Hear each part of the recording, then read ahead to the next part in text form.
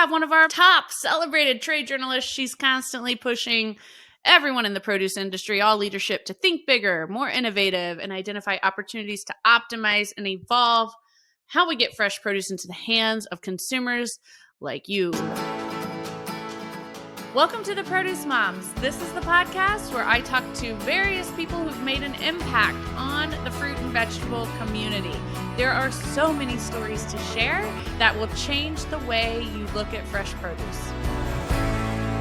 We have Pamela Riemenschneider, Pamela R, as she is known in the industry. She is a catalyst for the produce industry, from her home kitchen doing product reviews and most definitely putting together some really compelling trade journalism and editorial for our industry where we can all learn. I know you all think that I'm the one who's got all of the knowledge on fresh produce because you are tuning into the Produce Moms podcast. And I appreciate that. But I kind of feel like this is a student and teacher moment, and I am welcoming the professor to the podcast today. So Pamela R., welcome back to the Produce Moms podcast, a dear friend of mine and a true guiding light for us all in the produce industry. Well, thank you so much for having me back and for the kind words. You know, we all learn from each other, and we all, it's kind of one of those things where it's like, oh, this is what Lori's doing now, and kind of watch and see. And I'm so happy to work in this industry and to be able to share all this super fun stuff. The life of a trade journalist, as I've noticed by following along with what you do, there's no shortage of stories to tell as it relates to fruits and vegetables. And here we are, this is our 5th year podcasting at the Produce Moms, 250 plus episodes now at this point under our belt. And there's been a few repeats, like you're a repeat guest, a repeat appearance, but each and every time you're on, we're talking about something new. Any given week, I've never been like, what are we going to talk about now? And I have to imagine you feel the same way with your lens. But for folks who haven't tuned in to the archives and met you there, please introduce yourself and tell us a little bit more about your career in the produce industry. Well, I've been working in the produce industry for almost 18 years now. I started out in just regular old journalism as a photojournalist, made some moves around, and found myself in trade media for the fresh produce industry. And when you switch from community news to trade journalism, you learn that there is this whole huge world out there that you had no idea was happening behind the scenes in fresh produce. And that is really what has inspired me to share this information with not only the trade, because that is my primary job. I'm here to influence buyers for what goes in a grocery store, what goes on a menu, what goes in a restaurant.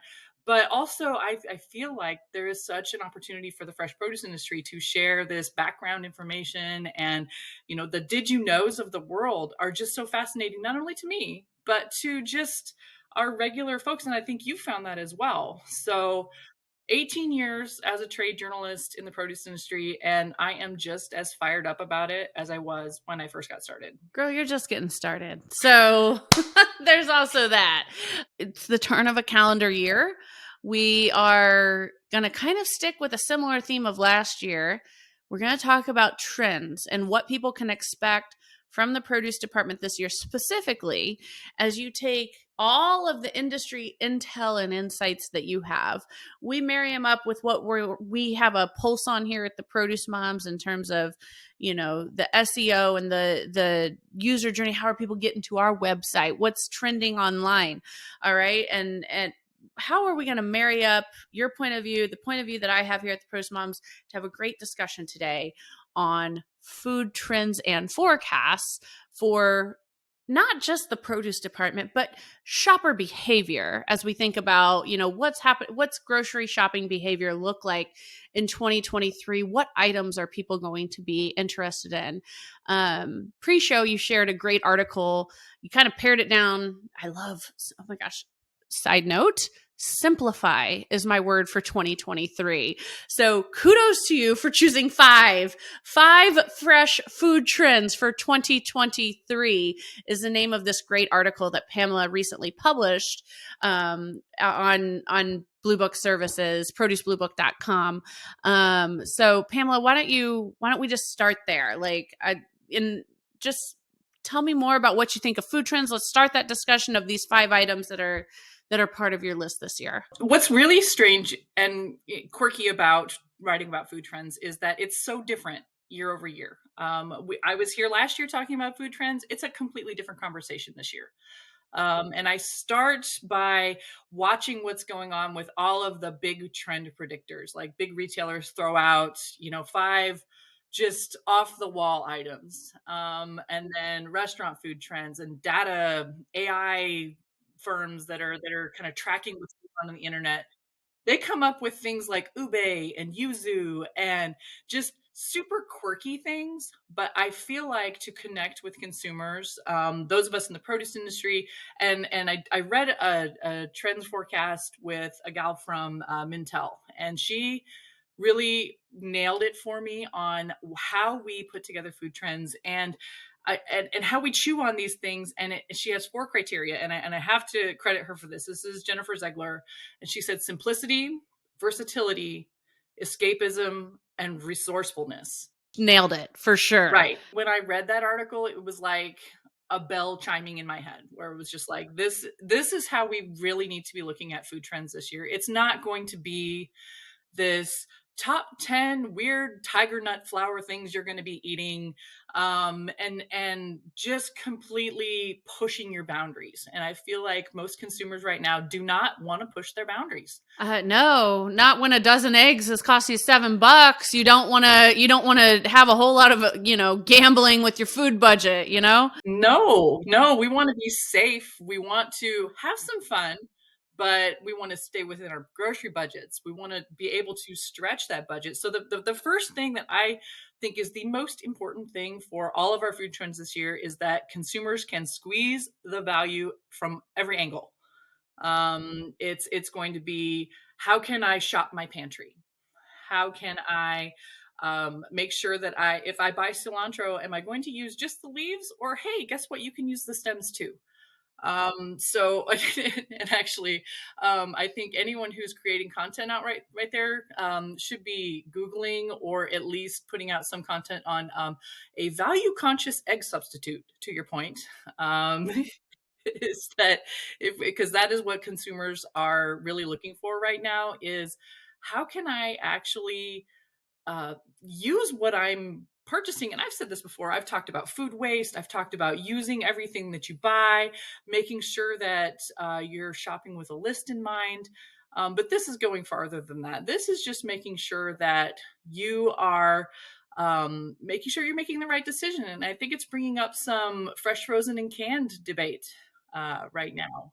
And as much of an advocate of the fresh produce industry as I want to be, I'm looking at frozen and canned right now. Same. I had some delivered this morning, actually. I had a Kroger delivery here this morning, and I mean, I haven't bought canned vegetables in a while, and I did, and I'm making like a casserole with canned veggies. Like, it's not what I would normally serve, but I'm like, I've got, the drill, Pamela. Our boys are almost the exact same age. I mean, I'm just at the point where it's like, I'm going to try not to spend more than $400 this week on food. They eat a lot of food. These teenage boys, everyone warned me, but I really did not truly appreciate how much teenage boys eat, especially ones that are involved in sports, until I had to start feeding them. And if you don't make sure that you're feeding them something that will feed their bodies, they're going to go out searching for junk.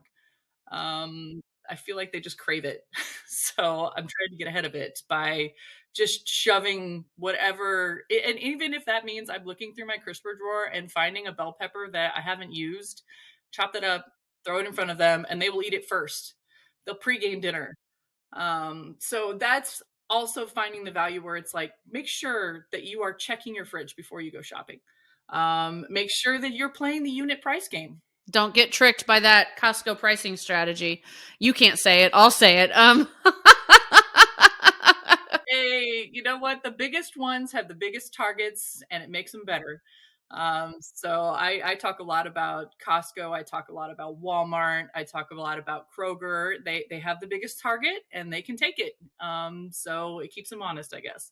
Within that squeezing the value from everything, you talk about the jarred garlic, which I got to bring it up. I know this is a point of emotion and contention here, but that's an example of value add, right? Like you can buy this big jumbo jar of what's dehydrated garlic that's been reconstituted in water or oil, and sold as minced garlic, or you can buy fresh garlic. My TikTok feed, how your algorithm gets swayed over one way or another depending on how long you watch the video, if you interact with it.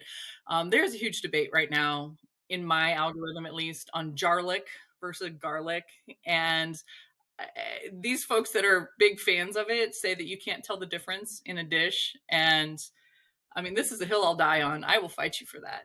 I use plenty of the jarlic over the garlic for certain things. Like when I make a homemade hummus, for instance, like people prefer the jarlic over the garlic because they like the more subtle flavor and they don't want to smell like they bit into a raw garlic clove all day because they ate some hummus, So that's a situation where like I always go for the jarlic. But yeah, I can't believe I just said jarlic like 5 times in 20 seconds, Pamela.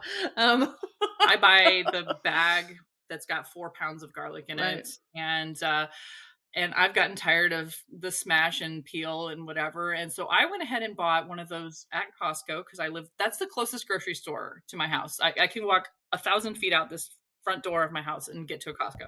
Have you ever gotten out of there for less than $200? Almost all the time until recently.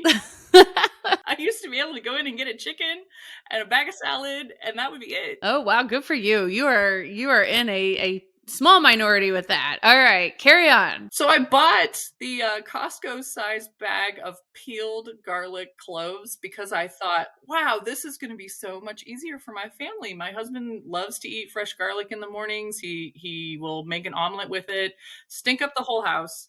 But he really likes the health benefits of fresh garlic. And so I thought I'll buy this giant bag of it. And then I discovered about halfway through the bag that there's no way we're going to get through this before it goes bad. So then I searched up the recipe on how to make garlic confit. So I made my own jarlic. And kept that in my fridge for a while. So, I mean, we can all appreciate ways to get the stretch out of our food budgets, and garlic isn't the enemy. It's just not my first choice for most things. Well, it's a great discussion on your first of 5 points in your 2023 article, squeezing value from all angles. Let's transition to, and I think really when we think about those 4 pillars, certainly simplicity, resourcefulness. I don't know if it's so much escapism. Maybe escapism from prep and, Right. We'll get to escapism in one down the list here. Yeah, I know which one it is. All right, let's go your number 2 on your list. What is it? It's hacks and kind of how to use your cookware. And I have to preface this by saying that I feel like everything we do now is influenced by social media, in particular TikTok, because of the widespread use of TikTok now.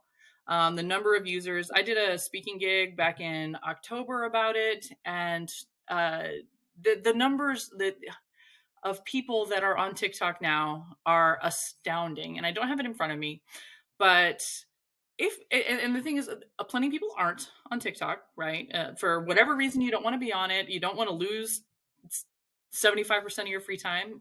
Is a very valid reason. But if you didn't see it on TikTok first, then you will see it on Instagram Reels, and then you will see it on Facebook, and then you will see it in the mainstream media.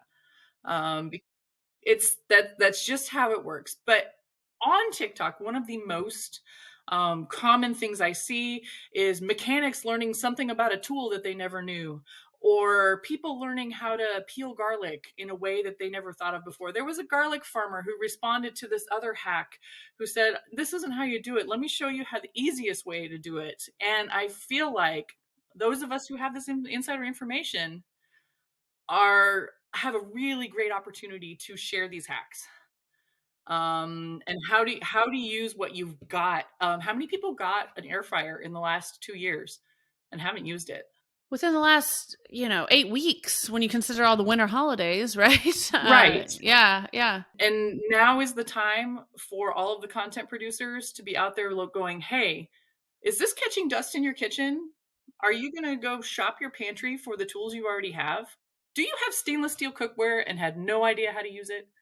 Because I've had stainless steel pans for 20 years and didn't know how to properly let them preheat until I saw it on TikTok. I feel like this is Pamela R is throwing down the gauntlet to the TPM team and everyone else that's out there. So I can't disagree with you. And it's certainly part of all of our content strategies. Sometimes when I go on television, one of the best segments I ever do is just like, here's a favorite produce item and here's 5 different ways you can cut it that you probably never thought of. Like mangoes are an easy choice here. You can use the glass and get the whole mango cheek. You can hedgehog it. You can use the vegetable peeler and like put it on a stick, serve it that way.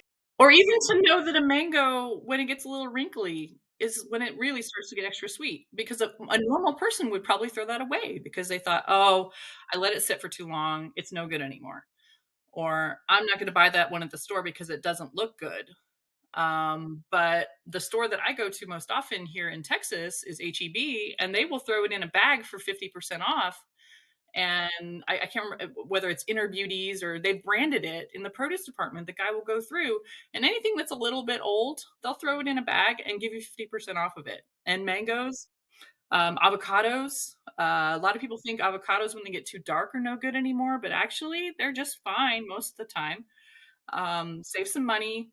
Know these hacks. Share these hacks. Put an avocado in the refrigerator. I've got 6 in my fridge right now because they were right before I could turn them all into. I had guacamole dreams and jar of salsa time, so that's where I was at. But how many people don't know that hack to just throw your avocados in the fridge and you can save them for 3, 4, 5 days? I save them for weeks because I put them right when they're breaking, and they will stay good on the beer fridge. So there are so many things that we know that will help so many people not only save money and get that value, but stretch their food budgets and use what they've got. So it all combines in together, but it's a separate segment there. So hacks, cookware, like unique ways to prep everything that's in your kitchen. That's number 2. And when we think about the 4 pillars of a food trend, for sure, resourcefulness leads here, don't you think? We are getting with resourcefulness, definitely. It's versatility. It's making sure that you know what you're buying and know how to use it and know where to find the resources to be able to use it. Definitely, those are really important points for people. Moving on to your 3rd trend, which I love, love, love, love, love, love. This is like the one that connects with my soul. Okay, go ahead. So here's the thing is that if you're not visual, it's hard to explain, but you take your phone and you think about what video content was 5 years ago. Video content was YouTube. It was this, right? Your phone is like this. Speaking of YouTube, if you guys are watching us from YouTube, you can see Pamela and I right now with our phones in the landscape format, okay? So as a former photojournalist, I have a degree in photojournalism from the University of Missouri. This is so painful to turn it vertical because it's a complete different mindset. It's a complete different way of thinking, because if you think about what TikTok is, it is my story. It is just me. It is only fitting one person into the video. And those are the videos that are getting the most views. They're winning the algorithm of what do I think about this? And when it comes to food, that translates into the authentic influence. It's not the, the big production influence. It is, this is how my grandma taught me how to make empanadas, or this is how my grandma taught me how to make cabbage rolls, or something like that. And I feel like those videos are really going to take a lot or get a lot of traffic and a lot of authenticity. People want to be influenced by someone they can trust and someone they feel like is authentic. We've seen this stat for a long time, where younger consumers, especially, when it used to be the millennials, and it's like, it's not even millennials anymore. It's Gen Z and Gen A and all of these younger kids want to trust the source that they're getting their information from. And when they see that it's one person telling the story, then they're like, oh, well, I can trust this person. We're not gonna get into the fact that most of those makeup tutorials are sponsored. No, I get it. Like the fact that Patrick Mahomes is in a Head and Shoulders commercial, and now all of a sudden my 12-year-old son needs Head and Shoulders shampoo because Patrick Mahomes has it. Oh, he's a big Chiefs fan. That's valid. Oh my God, he is a huge fan, and it is like, so of course, Pamela, I buy the Head and Shoulders for him. Like he has to have the Patrick Mahomes shampoo, right? But Right.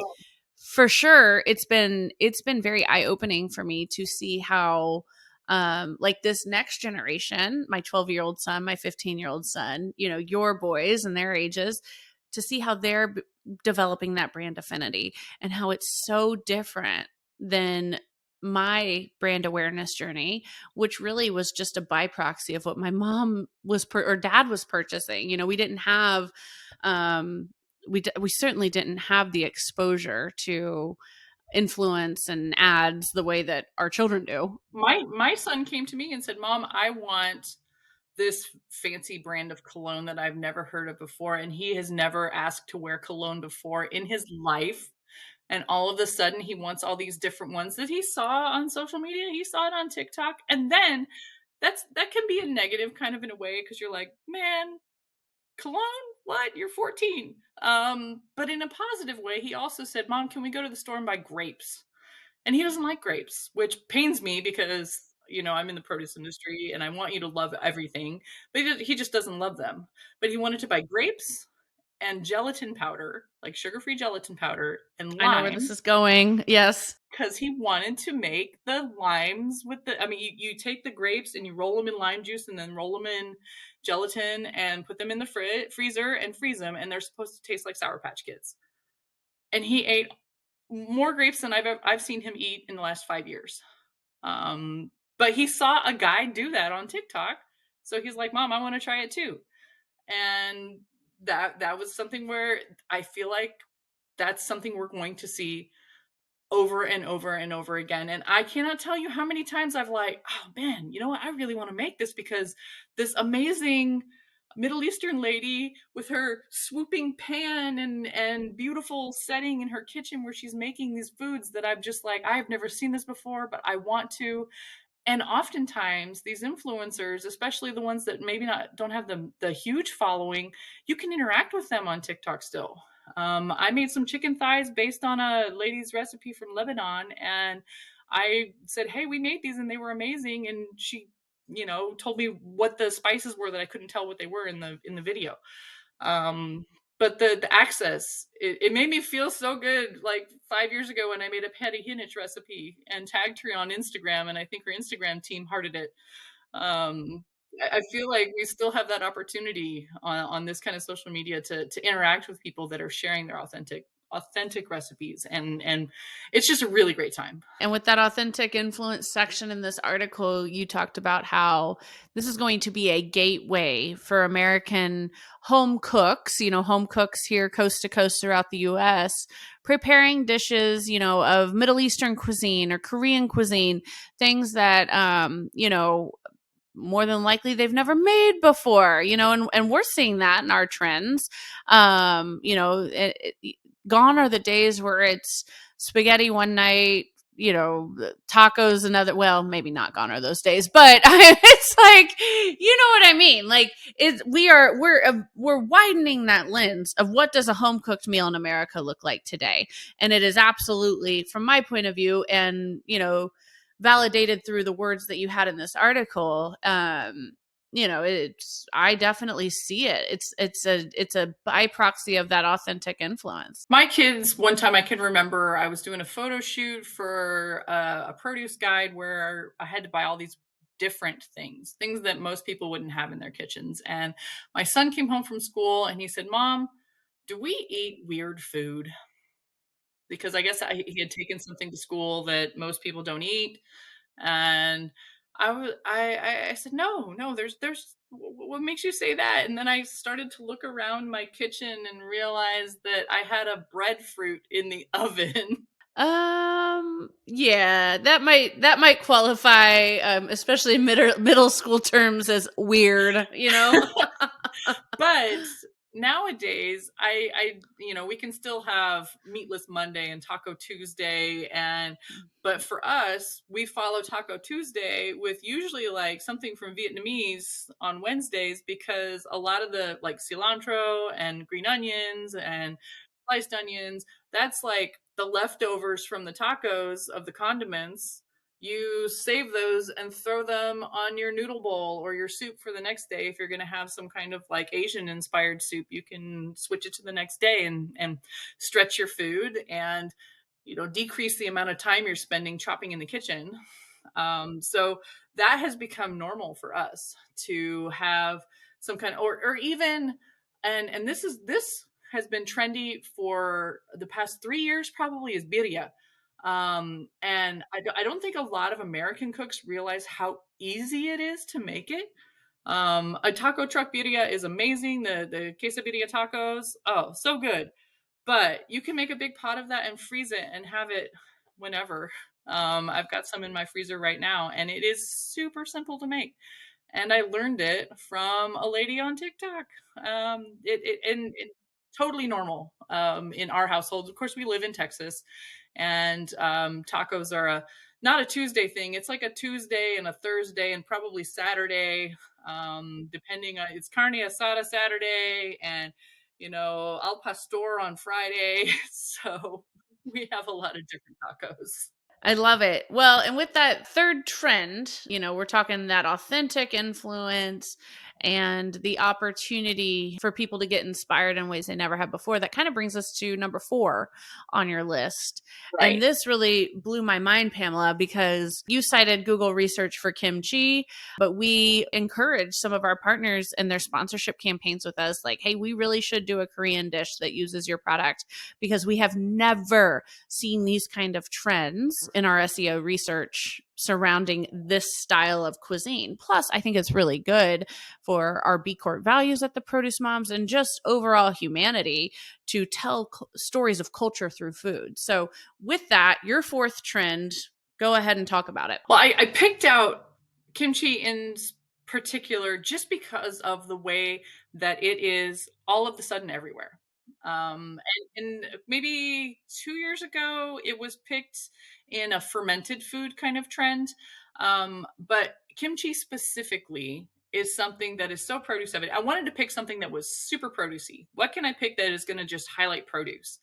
And right now, I cannot tell you how many people in my personal feed, in my personal life, have one of those little brown boxes. Because they're trying to make their own. I, on the other hand, so far am just making my way through the kimchi section at H Mart, which is a Korean grocery store that I have here in Austin, Texas. But the influence of that, and it kind of ties into that authentic influence of watching all of these people share their story of how their grandma taught them to make. You have to learn to make it with your hands, and there's no recipe for it. You have to just keep trying it, and it's so inspirational to see people learning this trend and learning how to do it, and then they share their story on social media, and then someone else who is Korean, like, chimes in or stitches the video and says, you did it exactly right, that looks so great, or here's what I would have done. And then to look at the Google trend line for it and to see that, it's kind of been like this and this and, up and down, just mildly over the last year. And then bam, in the last 3 weeks, it just skyrocketed. And I feel like it's going to have a moment. From our research, that's Korean food overall. Yes, I feel like Korean food overall is going to have a moment. Kimchi in particular, because it's one of the, I think, most accessible things that you can find at a grocery store in almost any big city in America. You can probably find somewhere to buy kimchi. I call them my little sisters, but I grew up with them. She lived in Korea for a couple of years ago, and came home from there and moved to St. Louis, Missouri, and thought, where can I find kimchi? And I'm like, you can probably find that at the grocery store. There are enough Korean Americans and enough demand for it that you can probably find it. But any other Korean inspired item, I think is going to be super popular just because of the really intense flavor that I feel like they bring to the table. People really like to have that, and it's really accessible. I think it goes along with the bowl trend that we had a few years ago. People are pretty familiar with throwing together a bowl, and the bulgogi with the rice and all of the vegetables and the sauce. Anybody can do that. Even acai bowls and smoothie bowls Right. and noodles and everything. And I think what kind of capped it for me on the kimchi thing was I've got a friend who's a grower in the Rio Grande Valley here in Texas. And he took a picture of his Napa cabbage field in the morning, and it was just gorgeous. And I was like, people are going to be wanting to learn how to make this. And then 2 or 3 days later, I start seeing all my friends trying to make kimchi on their own. And then like 10 minutes later, without knowing what I'm looking at, my husband's like, how long until we have one of those brown boxes and you're going to make your own kimchi? So in addition to Napa, you mentioned Napa cabbage, which is it's a type of cabbage that I'm trying to describe it for someone who hasn't seen it. It reminds me more in terms of the shape of it of like a head of romaine than it Right. does an actual cabbage, like a traditional green cabbage. It is still green in color, and it almost has like a dimpling on it or a ruffle to it, the same way that like a Savoy style cabbage would Right. have. They're very large heads of cabbage, maybe a foot tall on some of them. And even down, and I used to work with a guy who loved Napa cabbage on a sandwich because even just the lower leaves of it are very thick, but very kind of pliable and chewy in a good way, if that makes sense, where it's like you can just really bite into it and really enjoy it, without it being like, sometimes like if you think of a regular plain old green head of cabbage, you can like squeak the leaves together, you know, and you kind of got to either shred it or cook it really well to make it, edible.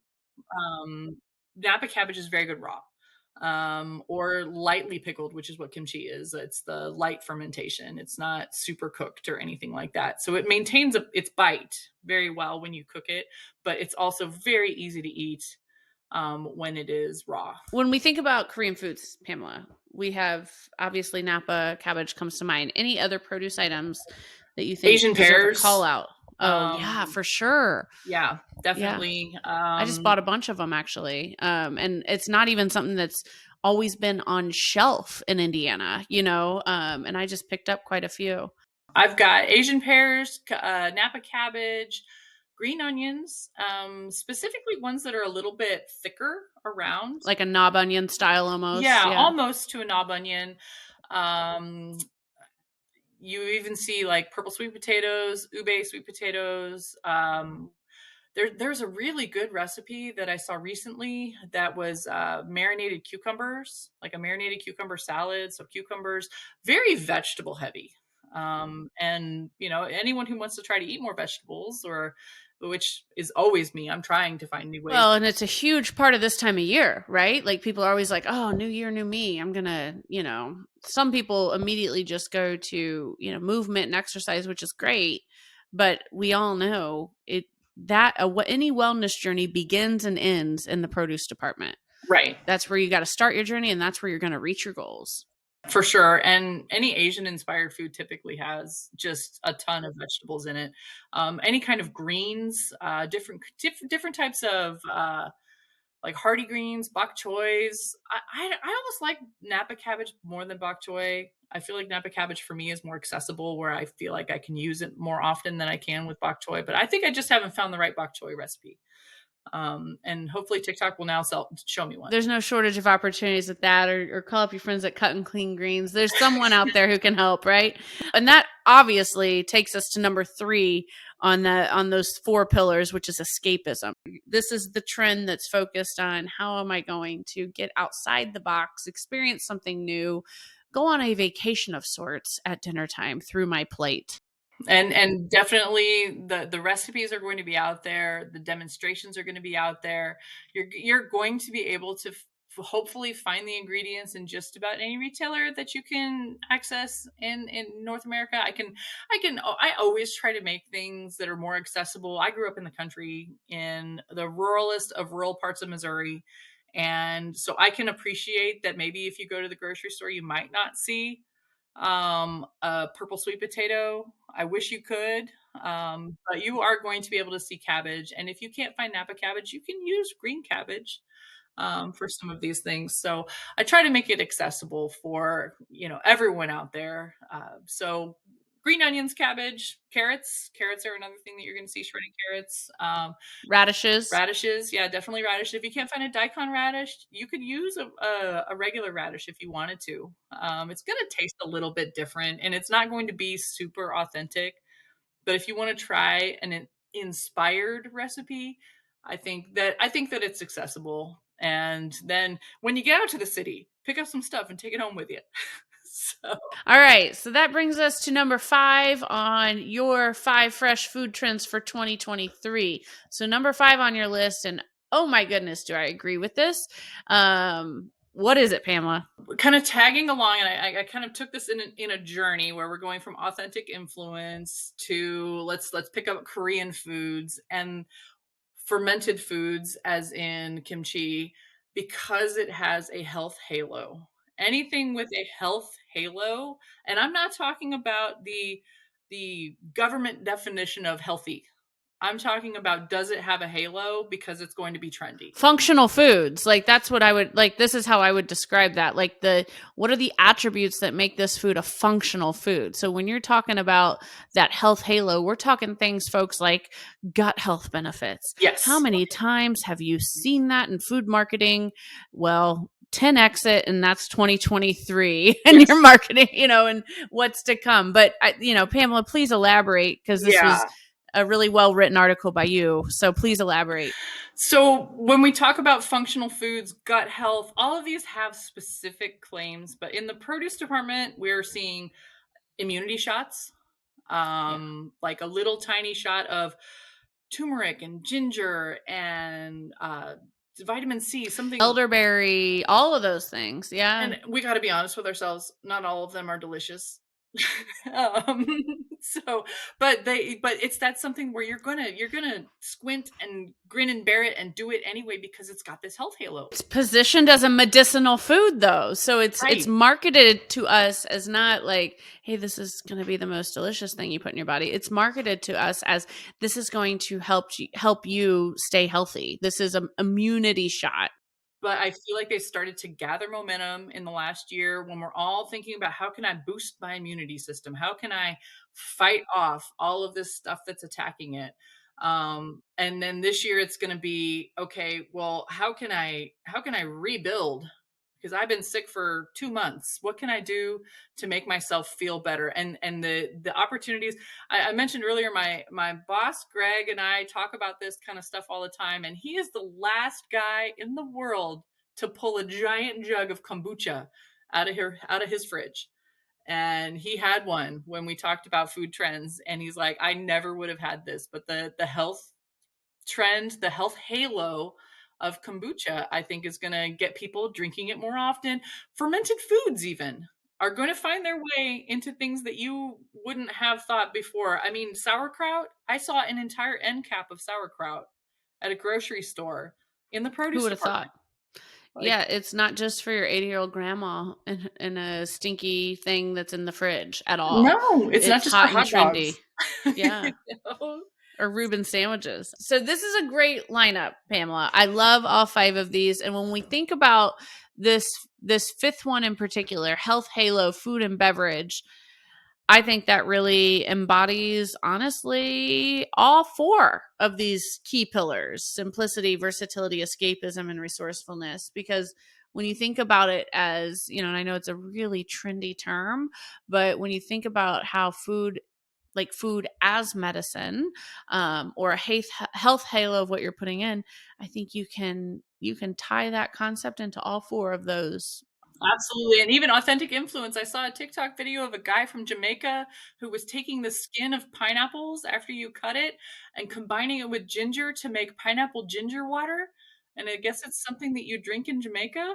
But I was like, I'm sold. I'm drinking it tonight in Indiana. That sounds amazing. Right? Yeah. But the authentic influence came from a Jamaican guy on TikTok. I would have thought to take pineapple skins. He's like, no, we don't waste these in Jamaica. We boil them with ginger and water and a little bit of sugar at the end and make our own juice. And I'm just thinking the health juice people would be all over this guy. And there it was. There it was super easy. I love that. Well, Pamela, we're going to take a brief break. When we come back, folks, Pamela R. and myself, we're going to talk about some of the top headlines and themes from 2022 as it relates to industry pressures. Coming up, Pamela R. in the hot seat. Stay with us. Have you tried the Evercrisp apple? I love this apple. It is super sweet and juicy. And the parent varieties are Honeycrisp and Fuji, so I know you're going to love the Evercrisp too. Our brand partners at Applewood Fresh grow Evercrisp apples, so I thought I'd ask Shelby from Applewood Fresh why she loves this apple. Hey Shelby, thanks for dropping in to say hi to the Produce Moms podcast. How are things going in Michigan? Hey Lori, things in Michigan are great right now. Our shipping office and dock doors are busy. Everyone is enjoying Michigan apples right now for sure. So tell everyone why you love the Evercrisp apple. Well, I think it's the flavor and powerful crunch. They're super sweet and stay fresh even in the fruit bowl. It's a durable apple that arrives later in the season and has a long shelf life, maintaining sweetness and firmness for months. They're the perfect apple for snacking. Evercrisp apples are in season now. Visit evercrispapple.com to learn more. Welcome back to the Produce Moms podcast, everyone. It's Lori Taylor here with my friend Pamela Riemenschneider, and we are going to continue our discussion about trends to expect in 2023. But I guess kind of like the turn of a calendar always brings, you look ahead and you look back at the same time, right? So the team at the Produce Moms, we thought it would be kind of fun to summarize some of the top themes or headlines of the trade press in 2022. I think this was the number one thing that I read about in the journals in 2022, supply chain headaches. I think we're not over it yet. I think, especially with COVID peaking in China right now, we're going to have ingredient issues. Ingredients could be anything from plastic film, packaging, inputs like agricultural inputs. We're not over the supply chain problem. It's still going to be a huge headline. You heard it here first, folks. Pamela's predictions. I feel like this is a new series for you, Pamela. Pamela's predictions. All right, number 2, and you kind of already answered it for me. But managing COVID. I think most of us in the States, for example, we have moved on and have done what we need to do to feel good with moving on with our lives. I feel like it's going to be an issue with healthcare, but where it's going to be a bigger issue is in areas that did not have the peaks that we had. China specifically, I just mentioned it. A lot of the experts are saying that it's going to be a huge deal, and how they get over their peak that they're going to have coming up pretty soon in the Chinese New Year is what everyone is saying, that is going to be an issue. What comes out of that is going to affect us as far as inputs go. Film, I mentioned this, just a lot of the things that go into our supply chain. We're going to have some hiccups, and a lot of companies and a lot of entities are bracing for it and preparing for it. But I don't think we're over COVID, but I think we are, in the States at least, ready to move on and do what we need to do to move on, however that works for you, for your personal life or your business. Increased ag input costs. So specifically when we found this, I mean, yeah, you've already said it like 3 or 4 times already, talking about these other things, but specifically we were talking about like farm labor and fertilizer and crop protection. Like those are all things that are just skyrocketing in price for the farmer. So I don't think we're over it. And unfortunately, labor has been an issue time immemorial, right? This is not 2 decades that I've been in this industry. It's been the top critical issue. We thought right before Christmas, right before the break for the legislature and Congress, we thought that they were going to maybe have like a woohoo, we're going to have maybe something, a glimmer of hope, but it didn't pass. And we're kind of back to square one on a lot of this stuff. Labor is going to be an issue. Trucking and transportation, I think, is going to be an issue because during the height of the pandemic, rates were sky high, and now rates are not as sky high anymore. And I think that's going to cause an issue with driver availability. People aren't going to get into the business because they're not getting paid to do it. This is just a cycle that's going to continue to churn, going to continue to be an issue. I wish we had easy solutions, and if we did have easy solutions, it wouldn't be problems anymore. We'd be there. We'd fixed it already. I know. All right. So this brings me to my other one. And this is something that just almost like we've talked about in the show. It's a pain point for you, me, anyone who walks into a grocery store. Oh my gosh, food inflation, like the rising cost of food for the end consumer at retail. And also, I mean, food service, but that's a whole different beast. I'm focusing right now on retail. Thoughts? I think food inflation is going to affect, everything that you see in the grocery store. People are taking a harder look at it. And Greg and I have talked about this a lot about shrinkflation. And if you are going to reduce your pack size, you need to explain why. Because when people find out that, widget A, B, or C that they were buying before is now a smaller package, but they're paying the same money for it, there better be a good reason. Or you're going to get blasted on social media. I mean, inflation, and it's also making people start to dig in on your financials from a company standpoint. I just watched a really interesting video about someone who looked into the egg market right now and noticed that the largest egg producer in America is at 400% profit compared to last year.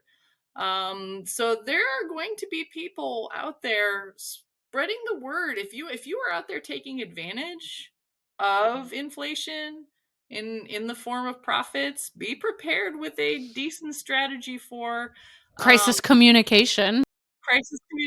Because people are going to find out. The one thing that I do see in the produce department, at least, is that the inflation is not nearly as high in produce as it is in center store or in dairy and eggs right now, or meat. So there are some opportunities in there for the produce industry to promote value. I agree. We had an episode with the Idaho Potato Commission where like, even if potatoes did have, let's say they have a complete 100% price increase, they're still one of the most affordable items in the whole grocery store. And I mean, I know potatoes are kind of like an outlier even within the produce department in terms of affordability, but I almost say that with confidence about every commodity that's slotted in the produce department. We are still leading in value. Where people get frustrated with their fruit and vegetable purchases is with the food waste that happens at home. Right. And that's going to go back to the food trends of getting your value out of every angle of it, is being resourceful, making sure that you're using what you buy, making sure that you're paying attention to ripeness, and how to extend the time that you have, or please don't try to extend the life of something that you need to eat today. Don't try to keep those berries in your fridge for 2 weeks. Just eat them and go back to the store and buy more later. So I feel like inflation is really affecting people, but produce is well positioned to promote value and to promote what you're getting for your money, because the value of produce is more than what you pay for it. It's joy, it's satiety, it's flavor. There's so many things in there, and we need to come at it from that angle of yes, maybe those strawberries are more expensive than they were because of, a lot of the myriad issues in growing right now and transportation. But what you get out of that is amazing. So let's savor and enjoy what we've got. And there are different ways to come at this, different angles to come at it. And in a lot of them, produce is winning. All right. Another broad line trend or hot topic from 22 includes that focus on health or food as medicine. I think that we've collectively answered the fact that we don't think that's going anywhere in 23. Yeah. I think going back to my point before, where it's what you're getting for your value out of produce. It's a no-brainer in the produce department, and food is medicine. I think what we're going to see with a lot of the investments that, especially the government entities and insurance companies, they're really trying to push this food prescription kind of thing. They're doing their best to increase access to fresh produce for as many people as possible. So we're going to see a lot of investments in that, and I'm hoping that we're going to see a lot of investments when it comes to media and promotions. Same, girl, same. We've got room for more business here, folks. Okay. If you think about just the commodity board kind of promotions for Got Milk back in the day, and it's such a ubiquitous thing, but you don't see the same kind of support for produce. I think that there's an opportunity there to really promote what we have, and maybe it comes from outside sources and not necessarily asking the industry to continue to promote itself over and over and over again. I think we got to get retailers on board too. Like maybe we should do some more point of sale or retailer driven marketing strategies where they're going to put aside the same playbook that's in pricing matrix that's used for CPG companies like PepsiCo, and realize that, spinach farmers might not have the same money as Cheetos, so that's where I think that there could be some innovation. Completely agree with you that health isn't going anywhere, and I also want to call out, I thought that you, Greg, everyone at Blue Book did a really fine job of covering the White House conference on health and nutrition that took place in the second half of 22. And all the ongoing promotions for that, because that represents a ton of opportunities from a public-private lens and angle for our industry. Yeah, I'm really looking forward to, I'm sure you saw the list of all of the projects and promotions that they're hoping to come out of that. I was there in DC, actually. I called Greg from one of the meetings the roundtable I attended, and yeah, I've got my eyes on it. I'm in it. I've got my hands in on it, and I agree with it. Yeah, there's so much opportunity that came out of that, and now is the time for the produce industry to continue to follow up and be the bee in the bonnet, to be like, hey, and my husband and I joke about this, at 7 p.m. on a Sunday night, it's when your kids said you would. And we need to remember to say, remember when you said you were going to promote produce and do this and do that, and all of this massive laundry list and all of these promises. We need to make sure that we're on them and remind them, you said you were going to do this, and we need to see some results, and we need to see them, soon, hopefully. Well, we mentioned food service, but we didn't really elaborate on it. So state of food service. Gosh, it's been tough. It's been tough since the pandemic. So there's so many things. Food service could be an entire hour on its own. I just need the Cliff Notes. Give me. Per capita restaurants are the lowest in 25 years. Number of restaurants operating. We saw restaurants go out of business during the pandemic. We saw new ones not opening as often as possible. The restaurant industry has always been tough. And new restaurants typically fail within the first 3 years. But we just saw fewer getting into the business. And the way that people are consuming restaurants is different than it has been, because people are so value conscious now. I cannot tell you how many times I've gone to the same restaurant and said, $80 for counter service? For my family of 4? What did I do here? Consumers are going to be paying attention to. They're going to go to restaurants either as an indulgence, or as we're going to trade down into somewhere where we don't have to tip, or you're doing the weird square tipping thing at the register. That's a whole debate. But I think the ones that are going to be stuck in the middle are the ones that aren't differentiated. the ones that aren't a good value. But they're maybe not quite white tablecloth. Not quite white tablecloth. No specialized menu. You don't have some kind of thing that's your thing. Maybe you got the best wings. If you don't have that, you're going to suffer. And so I think it's not going to get any easier for restaurants in 2023. I unfortunately agree with you, because I think that restaurants, like the same way, you know, the arts and so many other things, like a great concert venue can bring to your city, I think, or your community. I think restaurants bring that same type of vibrancy to the community. I think it's such a critical part of community infrastructure. And I don't know. I guess I just share your you know, your emotions of caution, and just like, I can relate to it. I mean, we literally went to a sub shop and I spent like $65 on subs. I'm like, really? Right. Like, no. But yet at the same time, like, it was a good experience. Like, my kids loved it. You know, it was more fun for them than me making sandwiches at home. But I'm sitting here thinking $65. Here's where I'm enthusiastic about the potential for growth. Since I live in an area that is warm, obviously it's 75, 80 degrees outside today. Austin has an incredible food truck scene, and it's not what you thought of it for 10 years ago, food trucks. People are building, and I think we're going to see this more often across the US, food truck parks, but they're actually building the infrastructure for the park. We have one near us called the Good Lot, where the food trucks rotate in and out. We have a huge sports complex about a mile from my house that's hockey and soccer, and they have pickleball and volleyball. They built it to be a venue, and they built no kitchen whatsoever in the whole place, and they have food trucks rotating in and out. I think a lot of there can be some excitement in providing a place for people to get together, particularly outside, or even an indoor venue can, park them up there in the alley or whatever.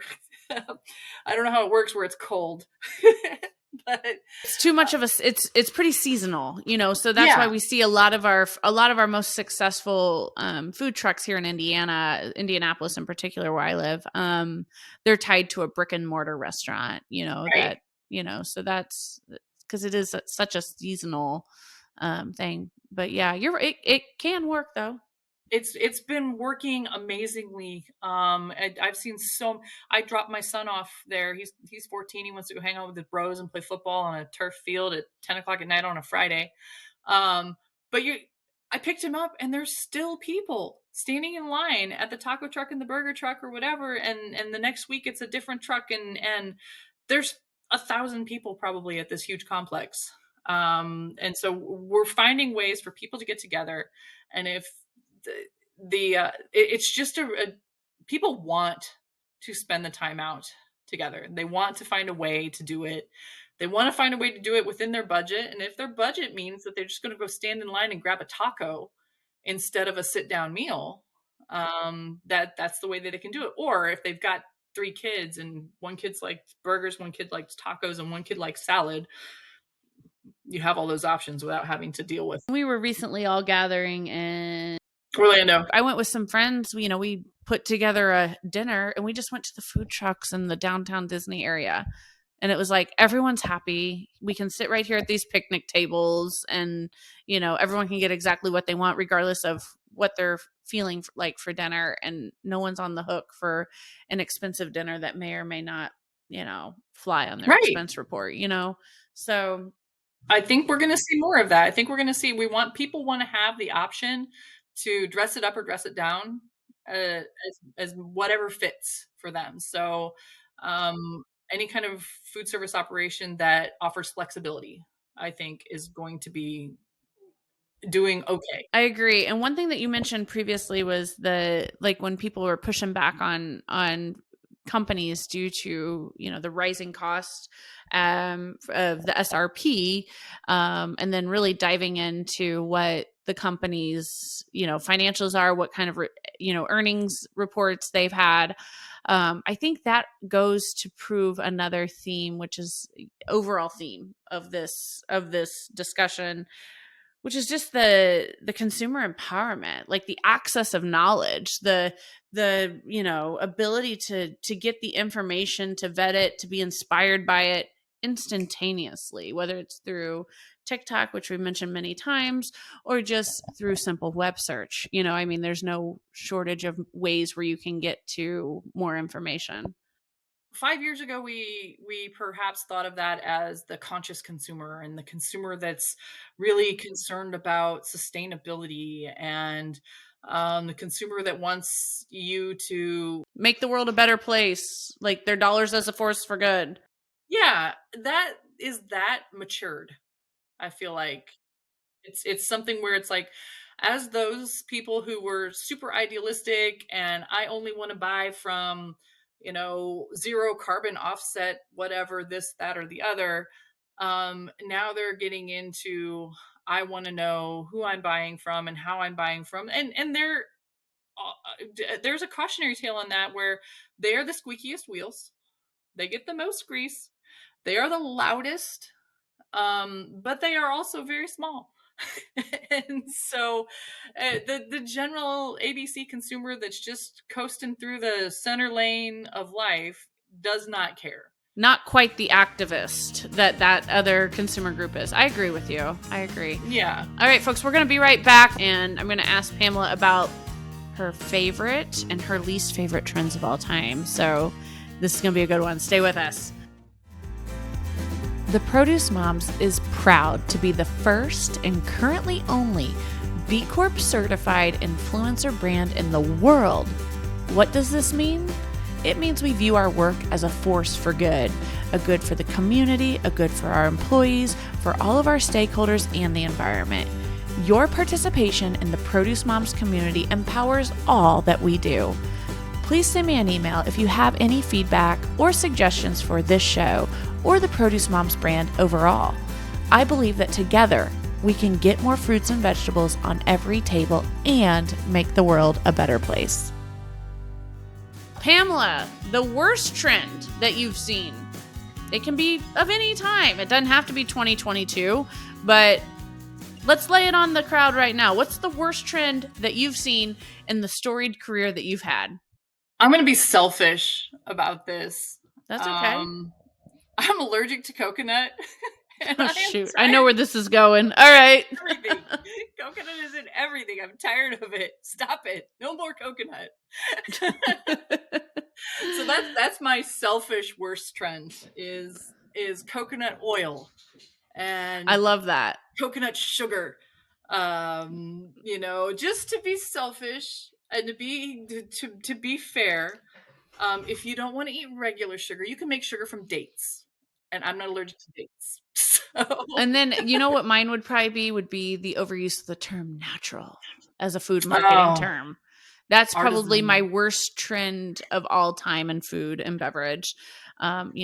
Here's your natural Cheetos. I've been picking on Cheetos a lot in this episode, but I was at South by Southwest, and which is a huge festival here in Austin, and one thing that I noticed is that the International Fresh Produce Association has a really cool installation there. It's called the Joy of Fresh, and the Global Street Fair, and they give away flowers. And they not only give away flowers, but they do these amazing flower crowns, and they give away 10,000 bouquets of flowers to give away for this. And I was sitting at the train station to go home after a long day, and I had my flower crown on, and I had a bouquet of flowers, and some gal had a grocery bag that had the Cheetos logo on it, and she's like, "Oh, where'd you get the crown? I wanted to find the crown." And I was like, "Oh," and I told her it was on Rainy Street at this thing, and she's like, "I waited 4 hours to go through the Cheetos experience, and all I got was this bag of Cheetos." And it was like a gas station sized bag of Cheetos. And she was so jealous of my flowers. And the produce thing. I was like, "Oh, you can go tomorrow and they will braid your hair for free and do all this cool stuff. And make sure you get over there and don't wait 4 hours for Cheetos. Produce and floral is worth way more than Cheetos." That's right. I agree. Great story. I apologies to anyone who works in brand marketing for Cheetos. We may or may not be picking on Cheetos in this episode. But all right. So with that now, Pamela, we got to flip it around and end this show on a positive note. The best or your favorite food trend since you've been part of this great industry, what would you say it is? I would say for me, my favorite food trends or just is to, and this is something that I never tried when I was growing up. I ate avocados when I was a kid in central Missouri. So I'm a trendsetter when it comes to fruits and vegetables. But until I worked in the produce industry, I had never had a mango. And for me, the proliferation of mangoes in the United States and just the availability of them and the accessibility of mangoes, for me, tropical fruit and mangoes. I think that's a great high. And I'm with you. And I'll tell you, we celebrated in 2022. One of the things we celebrated as an industry was mangoes. Well, I guess whoever they bumped out of the top 10 wasn't celebrating, but as a commodity, mangoes became a top 10 selling fruit in America. The reason that's so important is because it's the number one fruit in the rest of the world. So it's amazing and fantastic. And I know that's been an objective of the Mango Board and their entire marketing team. Kudos to you. You are the opposite of Cheetos. No, I must agree with you. And, you know, we do have a brand partnership with WP Produce, and just watching the growth of Tropical Fruit Box and what Desi and Monica and the team at Tropical Fruit Box has been able to do since the pandemic with that direct to your doorstep tropical fruit out of Miami, Florida, and, you know, sourced from small scale tropical fruit farmers in the Caribbean and Central and South America. It's been amazing to watch the growth of that direct to consumer effort. And I can't agree with you more. That's a good one. I must say probably the most fun I've had with a food trend has been cauliflower. Like it's like, what can the cauliflower not do? But that's kind of graduated from trend to just it's mainstream. It's here to stay. Like cauliflowers, you know, it's a chicken wing substitute only in America, you know? So but I think in my career, that's probably my favorite trend, just to watch the rise and reign of that commodity. But what a great episode, Pamela! I had so much fun talking trends with you and just catching up in general. And it's always a joy to connect. And thank you for all that you do. You keep us all educated every day and entertained, which is important. It's always fun to tune in and pay attention to what you, Greg, and everyone's doing. So thank you so much for being our guest today, and big shout out to everyone at Produce Blue Book for your support. And with that, any closing remarks that you might have, we welcome you to the mic for your goodbye. I, first of all, want to say thank you so much for having me again. This is always such a great conversation, and I just love what I've seen come out of the Produce Moms. I can remember putting you on the cover of a magazine back when you first got started, hanging out in Indianapolis at the Colts training facility with my little baby crawling around, and the NFL people are like, oh my gosh, can you please get your baby to stop drooling on things? To see where we've come from, you know, from there to here, it has been such an amazing journey to watch your business grow and to watch just the wings spread and the influence spread has just been amazing. So I'm so happy to be here and so honored to be asked to be back again. And I can't wait for the next one. Well, that's a wrap, Pamela. And here's to 2023 trends. Fist bumps. Cheers. Thank you. Pamela, you're on TikTok. You've got a really strong presence there. What's your handle? Produce with Pamela. Maybe next year you'll have predictions with Pamela as like a little subset. Don't forget to subscribe to the Produce Moms podcast on Apple, Spotify, Amazon, and any preferred podcast platform. Check out the Produce Moms on Facebook, LinkedIn, Instagram, TikTok, Twitter, and YouTube. Special thanks to everyone involved with the Produce Moms podcast, my amazing team. Stay tuned till next time. The Produce Moms photography studio is now open. Our photographer, Jan, has been taking beautiful photos for theproducemoms.com for nearly a decade. And now we are opening up our Indianapolis-based photography studio to help other brands with their food photography. The Produce Moms Photography Studio is trusted by some of the biggest brands in fruits and vegetables. We're your solution for seasonal, lifestyle, and packaging photography. Our photos have been used for national retailer ads, e-commerce technology, print, digital, social media, and more. To learn more or to schedule your photo shoot with us, email me, Lori@theproducemoms.com.